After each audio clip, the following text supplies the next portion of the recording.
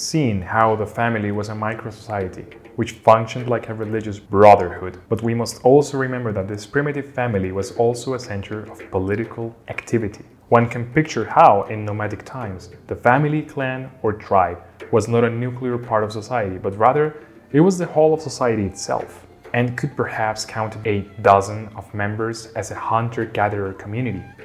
Naturally, the force of politics has been present since the earliest form of human associations. Now, any type of society creates forms of government, therefore this ancient family was also constituted as a state, in which the father was the supreme religious, legal and political authority, derived from his figure as priest in the domestic religion.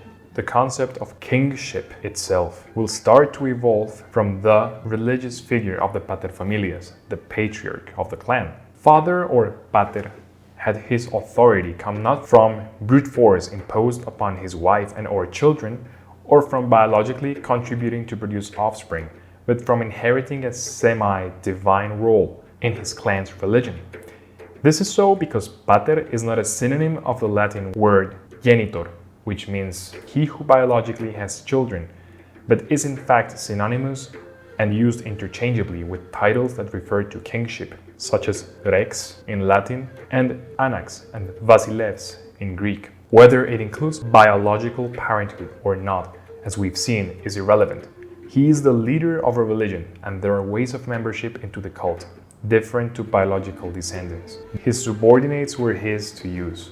His wife, children, and younger siblings all exist as legal minors under his regal authority while he lives. A paterfamilias could enslave, sell, and even kill his sons, as we know from Plutarch in his biography of the Athenian lawmaker Solon, when he says there is no law in Athens preventing a father to sell his son. He also administered justice in private law. He decides to accept newborn sons into his cult. He can repudiate his wife, marry off his sons and daughters, and emancipate. Also, the pater is the sole legal representative of the family to the world outside of it. All property and fortune belongs to the religious entity, but him alone is the temporary holder. After city-states appeared, only the pater could accuse, testify, defend, and be accused in the city's laws. But inside the family, he was the only state in law. Of course, we can have an image of this primitive pater as a vile despot, but we should also remember that all political power amongst human beings needs some sort of legitimacy. It actually needs people to believe in such authorities. Lack of belief causes a system to collapse. While the constitution of the domestic religion allowed him absolute unchecked authority inside the family, it also limited him to comply with religious convention, rites and traditions, and thus he was also restricted by its principles. It is not the use of force that legitimizes him, but religion, and he must behave accordingly. After all, he is the leader of a cult.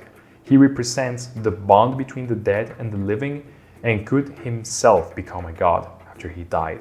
That's quite a reputation he's got to uphold. Ancient Greco-Roman morality has also come from this tribal religion. This means that these moral codes were intended only for those who shared the same gods and could worship the same Vesta. To be good, just, and virtuous towards others was restricted only to fellow members of a family. Up to that point, tribal morality taught people to hate foreign gods, to hate foreign men, and to unquestionably love their own. The most widespread contemporary idea of the divine is that of an entity which is universal and present everywhere. But the divinity for the ancients literally lived in the interior of each house. The love for the house was that for the living place, but also the devotion to a temple and the fatherland. This was also seen as a virtue among the ancients and came to be associated with the concept of patriotism, the defense of the fatherland, coming from the word patria, which came in turn from pater. In the early stages of Greek and Italian history, a country was conceived as this land, possessed and occupied by one's family. Homer offers us an example of this patriotic virtue with Odysseus, who even after being offered immortality and treasure, he preferred going back to Ithaca and be close to his family's sacred fire again. Much later than Homer, Cicero said, "Here is my religion, my race, the remains of my forefathers, I don't know what is the charm here that takes over my heart and my senses. So the sanctity and chastity of marriage, the dignity of the father and the mother, with their distinct yet complementary roles in the cult, the duty of the son to obey and take care of his parents, the love of the house and of the ancestral gods are all part of what the Romans called pietas and the Greeks eusebia, which means piety, and encompassed all of these domestic virtues into one concept, meaning loyalty, patriotism, duty, religiosity, devotion, and reverence. It is important to recap that the family or clan was the first form of human association in Greece and Italy, and so the first laws and organized institutions came from it, and were not imposed on it by later, larger forms of grouping. For centuries, especially in the periods of greater isolation, human beings were absolutely subjected to the family, which came to be not only a social structure but a political unit, which, in the lack of strong centralizing empires, as was the case in Egypt and Mesopotamia, gained a highly relevant position as an autonomous society and polity. And this was a distinctive feature of the formation of city-states in Greece and Italy, and became the dividing point between other contemporary empires of the ancient world. As we've seen, what we today call gens in Rome and genos in Greece was the family understood as a wide and powerful tribal entity constituted by the beliefs in the religion of the dead and the sacred fire, and regulated by its own private law, whose rules intended the perpetuation of its cult throughout the ages. This form of social organization, as we've seen, had its origins in the Central Asian homeland of the Aryan people and was then brought to India, Greece, and Italy, with some regional differences and adaptations. This clan-like structure was able, through religion, to group a class of serfs and several cadet lines into a single indivisible unit under a paterfamilias. In its archaic form, it was not the grouping of many families, it was one single family under one indivisible authority. Thus, ancient Roman and Greek families could count hundreds or even thousands of members. Imagine how the passage of time would have increased the numbers of the cadet branches and clients while being tied to the same senior branch of a paterfamilias. And this went on, unchanged for centuries, until the belief system which had sustained it started to weaken in the face of revolutions that began to change it all from within.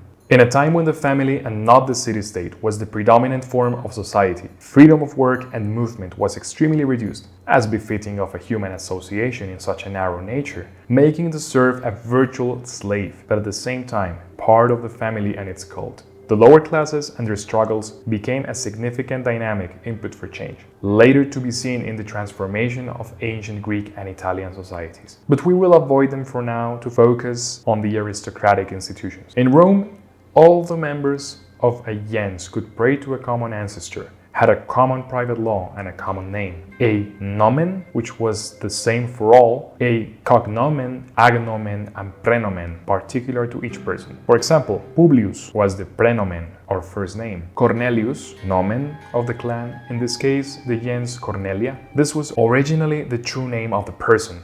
It showed to which family did the individual belong. Scipio was the cognomen. This started out as a nickname and could become hereditary. And Africanus. This is the agnomen, a nickname added to the tria nomina, the three names, and often confused with the cognominia. But how can we be so sure that the gens was more than just sharing a clan name, which presumably allowed the worship of the same ancestors for those sharing the name? Was it perhaps a loosely defined entity with no real power?